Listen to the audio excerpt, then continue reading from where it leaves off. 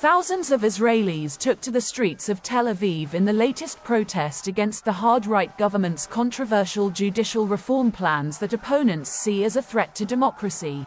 Since the government unveiled the reform package in January, tens of thousands of Israelis have joined weekly demonstrations in what has turned out to be the biggest protest movement in the country's history, one that has split the nation.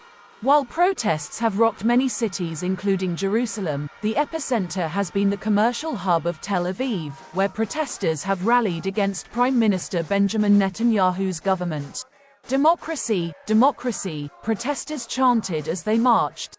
We won't give up until it gets better. Last month, the Israeli parliament voted to limit the so-called reasonableness law. The new legislation curbs judicial review by Israel's top court of some government decisions, and critics fear it could pave the way to a more authoritarian government. Israel's traditional bedrock ally Washington has described Parliament's vote as unfortunate and repeatedly raised concern about the political turmoil. Netanyahu's coalition government, which includes far-right and ultra-Orthodox Jewish parties, argues the reforms are necessary to rebalance the relationship between elected officials and the judiciary.